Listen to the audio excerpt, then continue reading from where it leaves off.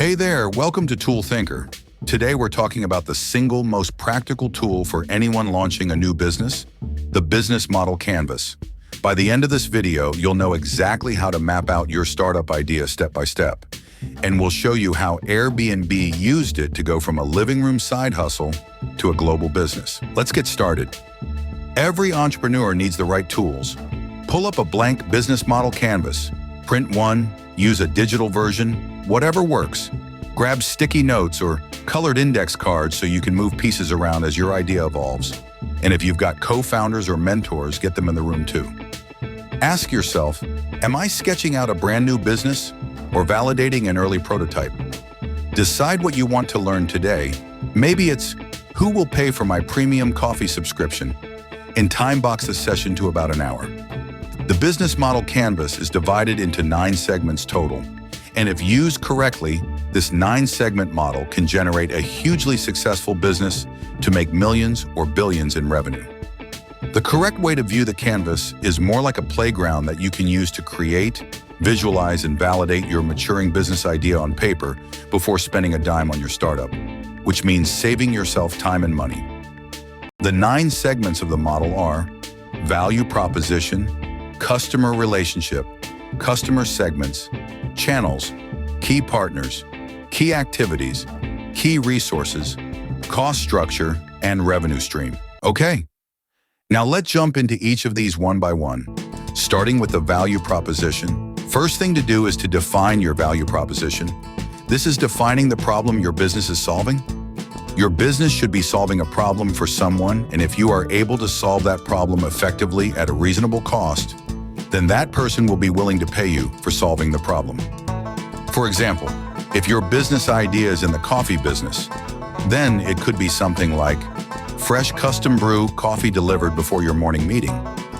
In this case, the customer's problem having to make fresh coffee every morning before their morning meeting, they would love to have the coffee already prepared ready, which would save them time. That could mean sleeping longer or more time to prepare for the meeting, thus making it a more productive day. The customer would probably be willing to pay for that convenience if the price is right. Another problem in the same market segment could be providing barista quality coffee blends without leaving your home. For this one, you are selling the convenience of having high quality coffee blends delivered to customer so they don't have to leave their home to deal with the problem of going and getting it at the store. Just keep it short and focused on the core benefit that makes you stand out. Second is identifying your customer segments. Who exactly are you solving for? Is it busy commuters craving great coffee on the go, home office workers wanting barista-level brews, or offices looking for subscription perks? These are all different potential customers for the same product. Don't give each group its own sticky note. Distinguish your primary early adopters from broader future markets, and focus on your primary adopter first before adopting additional segments. You need to get proof of concept and start building a customer base before scaling. Number 3, choose your channels. In this segment, you are trying to decide how will your customers find your business and buy from you. Think of channels as the bridges that connect what you've built to the people you serve. Examples of channels are a slick e-commerce site, an Instagram shop, or local cafe partnerships. They fall into 2 main categories. 1, own channels that you control directly. These are your website, app, or retail store. And 2, partner channels that you leverage. These can be marketplaces, distributors, or affiliates. They should cover each phase of the customer journey to ensure cost-effective acquisition, seamless customer experience, and scalable market reach. Your 4th segment is customer relationships. How will you turn a one-time buyer into a loyal subscriber? Is it through personalized welcome emails and tutorials? Using loyalty points or referral bonuses? Or live chat support for brewing questions? Crafting a clear engagement strategy is essential for establishing a sustainable revenue stream and ensuring your business thrives over the long haul. So ask yourself these questions and map each touch point, from the moment they click buy to their 10th order, so you know exactly how and when you'll delight your users and keep them coming back for more.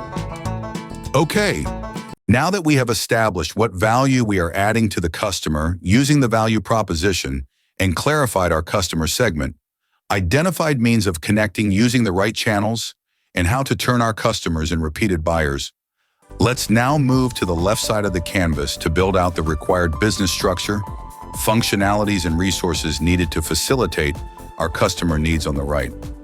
The fifth segment of the model is key activities. Key activities are the core tasks your business must master to deliver your value proposition and keep everything running smoothly. Ask yourself, what do we absolutely need to do and do exceptionally well to delight our customers? Are you manufacturing a physical product? Then sourcing materials, quality control, and assembly are key. Do you offer a service or consultancy? Your research, design, and customer support processes become mission critical. If you run a marketplace or app, you'll focus on platform development, maintenance, and community moderation to ensure reliability and trust. For a coffee subscription startup, your key activities might include curating specialty beans and working with roasters to highlight unique flavors, managing orders, packaging, and timely shipping so every delivery arrives fresh, and producing brewing guides, video tutorials, and newsletters that keep subscribers engaged. Mapping out these activities helps you understand where to invest your time and resources and where to look for partners who can fill gaps so you can consistently deliver on your promise and scale your business. Number 6 is your key partners segment. Key partnerships are the external alliances and suppliers that enable your business to operate more efficiently, share risks, and access resources you can't build in-house. They might include raw material vendors, strategic allies, joint venture partners, distribution or logistics providers, and technology or service platforms. Continuing with our coffee subscription startup example, our key partners could be farms or cooperatives that guarantee traceable, high-grade beans, a local micro-roaster who custom profiles each batch for flavor, or a third-party logistics 3PL that handles packaging, cold chain storage, and last-mile delivery. Mapping out your key partnerships lets you identify who you need on your team and where to negotiate agreements, ensuring you can consistently deliver your value proposition while keeping costs and risks in check. Number 7 is your key resources. Key resources are the vital assets, tangible and intangible, that your business needs to create, deliver, and capture value. They enable every other block of your canvas, from crafting your value proposition to supporting your revenue streams. For a coffee subscription startup, the key resources would include roasting equipment or partnerships with micro-roasters, proprietary blend recipes, and experienced coffee buyers, scouts. Mapping out your key resources clarifies where to invest your capital, which assets to protect or develop, and what gaps to fill, ensuring you have the backbone needed to deliver on your promise and scale effectively. Great. Now that brings us to the final 2 segments at the bottom of your canvas.